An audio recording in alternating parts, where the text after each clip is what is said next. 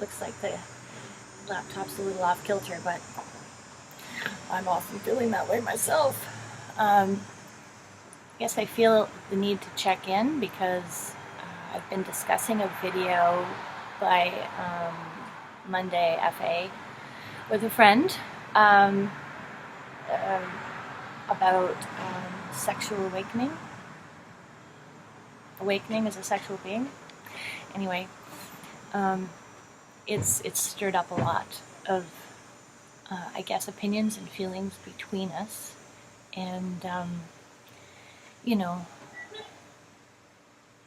because it's viewed that it's somehow more, the romantic history is more of a disaster on his end than mine, and I don't know why at the end of the day it has to be viewed like a competition. Like, when somebody feels despair, regardless of the reasons, they feel despair, and I think it's more important to actually deal with the feelings than trying to this tit for tat, like, my life was worse than yours, and you can't possibly understand because you got laid more than I did. And I think that's really unfair. It's really unfair to reduce someone to like a set of experiences in one realm of living. I mean, you weren't there. Maybe it was terrible, and so to have something mediocre or terrible happen more often doesn't necessarily make that person more fortunate. And it all depends on what you place your value on as well. So, and I note that in some, I've been like listening to the videos by F.A. Monday, and I think he's great, and I really like, almost like the sense of balance that he's bringing to the discussion. He seems very sane and rational, and I appreciate that. So I'm exploring the topic because, there's many of us who, for lots of reasons, haven't found that one true love in life, and some people find it after one partner or two, and some people never find it. So, and I would say probably a lot more people never find it than those that do. So even just the term of referring to certain people as normies, like, how do you know that? I think what was really enlightening for me was living in kind of a trendy neighborhood in a large city. And, my professional neighbors across the street, and from all intents and purposes, they looked like, the perfect couple, the great house, both had great jobs, two adorable looking children. But even as I got to know them, I realized that in spite of the fact that the exterior packaging looks enviable, that in fact they weren't all that different from me in terms of their experience. They were swallowing a couple of bottles of wine per night, and felt incredible distress that their son was not a boy's boy, but the frickin' kid could read in kindergarten. Like, it was even a scenario where a birthday party was hosted, and there were no girls invited, and all these sort of boys' games were organized, sort of rough and tumble kind of activities. And I was there because I wandered over, and the birthday boy was sitting inside reading a book as all these boys were trashing the backyard. So everybody has their own version of hell that they experience. And I've recently met people that were actually really popular in high school that didn't go through being bullied and being shut out, physically bullied, and they were attractive and popular, blonde and whatever, right? Parents were together, stayed together, and everything looked normal. But at some point, life rears its head, and somebody dies, or you lose a job, or you discover that maybe your friends aren't really that great of friends, because you've actually, for the first time in your life, hit hard times and they're nowhere to be found. So that moment, it comes for everyone. I mean, unless you're, I guess, fortunate enough to be, beautiful and popular and have absolutely no struggles, and then you, boom, get hit by lightning one day before the veil, comes down about what life is actually like. Because eventually, like change, loss, it's part of this experience. And so my attempt, when different friends have tried to draw such distinctions, putting up these walls like no one understands me,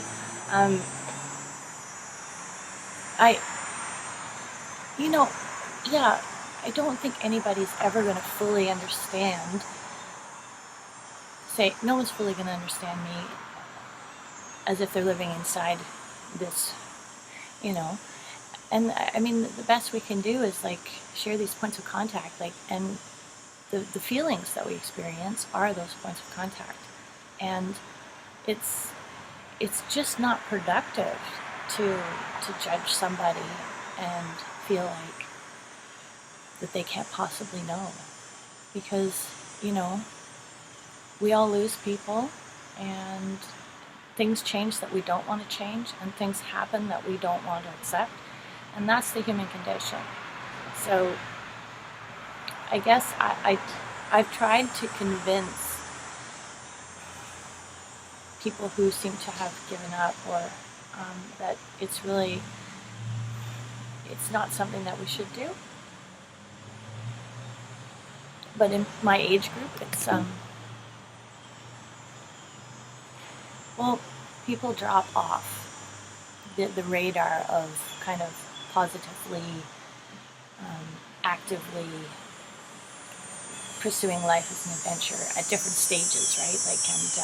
I've had high school friends that didn't even make it to 30, and then those that did, but ended up living in some dark, dank basement and becoming a hoarder, or killing themselves with addiction, or literally killing themselves. And then you see these more rare people that are still out actively pursuing life into their senior years, and it's not because it's not because they haven't been through horrible things, because of the ones that I know personally that I find so inspiring. I know a lot about them, and I've heard their stories, and so experiencing painful things, heartbreak, losing close family members, losing the love of your life, losing a child, it is so much, I think, in attitude. And I mean, I have two, I think of, one's 90 and one's 92. And, my friend who's 92 still makes an effort to go out and hear live music. In spite of the fact, he's got pain and his knees hurt and everything, but it's just so inspiring. And that, he sits and he talks and he listens to people and he offers his perspective, and never ever in a way that you don't know what you're talking about because you're only 40. You know what I mean? It's just it's refreshing, it's inspiring, and I want to be like that, as opposed to the person living in their basement surrounded by boxes and newspapers. So I mean, to me, that's just makes more sense to try and orient in a direction that's going to create that outcome as opposed to the other. And I'm willing to do whatever it takes along the way to try and make that happen. And I guess I've run into some problem because trying to convince, a friend that you have made some choices along the way, as opposed to this shit just happened to me and there's nothing I can do. And it's not my fault and I'm a victim in a way, without using the V word, but the mentality is similar, like that feeling of this shit just happened to me and I didn't participate in it because, I had quite a past, and maybe I'll go into that at some point, but I just felt, hitting around 20 years of age and recognizing how shitty I felt, that I wanted to do something about it, rather than just drown it out with too many beer or, smoking pot or whatever other substances, And not that there hasn't been those kind of nights, because there have, but what is it with this giving up? And because we're here anyway, the time's going to pass anyway, so why not try something different? It's kind of my thinking. And it's sad and it hurts me to see someone suffering and feeling like there's absolutely nothing they can do to change it. You see people, there's even that guy on the internet who's born with no arms and no legs. He's certainly done the best he's built a fortune for himself and a business. And so it's not just what happens around and to you.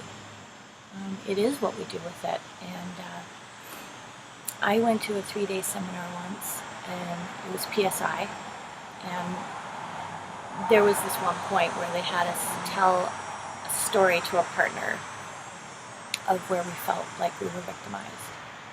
And once we were done, then we were asked to retell the story, but insert I chose, and really identify everywhere where and the partner was to help us if we were having trouble with this, identify everywhere where we made a choice.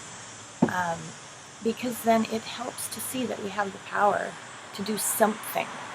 It may not transform completely, and we may not become as happy, like the perfect, happy, bubbly, people. But I found that really helpful. So they said that's an exercise in returning your power to yourself. And, seeing that, for the most part, obviously, if you're walking down the street and somebody randomly grabs you and puts you in a van and ties you up for 30 years in a basement, then, okay, fair enough. You didn't really participate a whole lot in that occurrence, but, barring real extremes, we really, really do. And I think it's more important to try and see where we can connect with each other, see what those points of contact are, see where maybe we've had, similar or dissimilar experiences, but that the feeling or the struggles are the same or similar. And yeah, it's a spectrum. And yeah, and somebody's problem with shyness might be far worse than somebody else's. Somebody's self-esteem, maybe, or thoughts about the thoughts they have regarding self-esteem might be more extreme than someone else's. But there's so many of us out there, and I think that, I feel confident that I know that the answer is in connecting with each other and trying not to, labels I don't even think are helpful either, but if they help you, hey, more power to you, but just, is it helpful to call oneself an FA? And, how many relationships do you have, or dates do you have to have had or not had in order to qualify for that? How long do you have to have been alone? Or how many failed attempts do you have to have? I mean, I feel very, very much like a loner in my experience here. I have wonderful friendships though, and I'm very glad for that.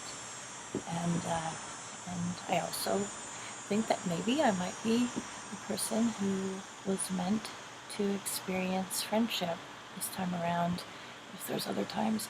And, you know, I have two great kids that, you know, came into the world in interesting ways that they both came about.